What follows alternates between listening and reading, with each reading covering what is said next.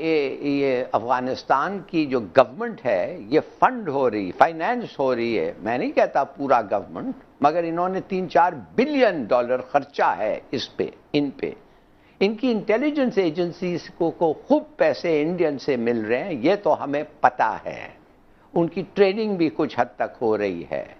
और कारजाई के तरह आदमी, वो स्कूल भी हुआ था, स्कूल में भी he was schooled in India, और साथ साथ हॉलीडेज इन इंडिया, उसके दोस्त भी इंडियंस थे। और तो दोस्तों, अमेरिका की आर्मी अफगानिस्तान से जा रही है और पाकिस्तान ने अभी से ही अफगानी तालिबानियों के तलवे चाटने शुरू कर दिए हैं। अब पाकिस्तान को लगता है कि तालिबानी जो ग्रुप है, अगर कल को जो तालिबानियों की अफगानिस्तान के अंदर गवर्नमेंट आई तो वो इनका इस्तेमाल इंडिया के खिलाफ भड़काने के लिए करेगा।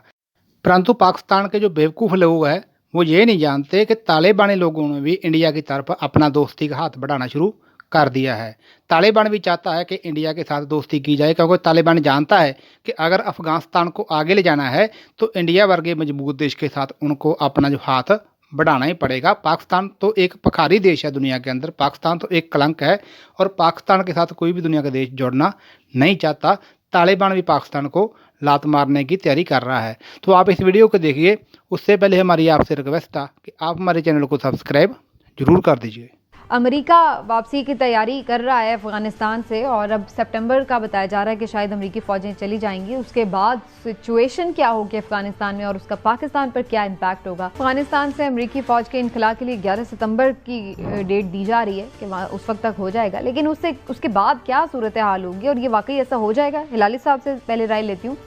हिलाली साहब, क्या ख्याल है आपका, ये जो डेट बताई जा रही है इस वक्त तक अमेरिकी फ़ौज वाकई चली जाएगी, और अगर चली जाएगी तो फिर उसके बाद क्या सिचुएशन होगी? बिल्कुल चले जाएगी, इसलिए कि उन्होंने कहा है कि 11 सितंबर को हम निकलेंगे, 1 मई को हम नहीं जाएंगे, मगर 11 सितंबर को हम निकलेंगे। और तालिबान ने कहा है कि एग्रीमेंट के तहत अगर ये 1 मई को ना जाएं तो फिर हमारा एग्रीमेंट इनके साथ वो ख़त्म हो जाता है, और फिर हम इनके फोर्सेस को, जो अब तक हमने अटैक नहीं किया है, हम इनको भी अटैक करेंगे। देखिए, आपने इससे पहले पूछा था कि पाकिस्तान के लिए क्या अच्छा होगा। मैं तो समझता हूं कि इस वक्त सबसे बुरा वक्त है पाकिस्तान के लिए, from the point of view of our interest.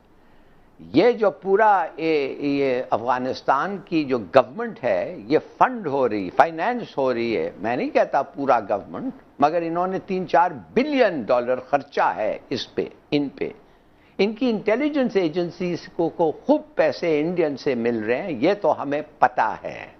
उनकी ट्रेनिंग भी कुछ हद तक हो रही है।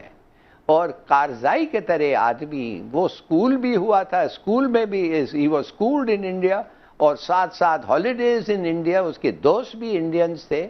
और उसकी पार्शियलिटी इंडियंस के लिए इतनी थी कि मैं आपको क्या बताऊं, ये सबको पता है। तो मैं समझता हूं ये जो कठपुतली रजीम है गनी और कारजाई की, इनसे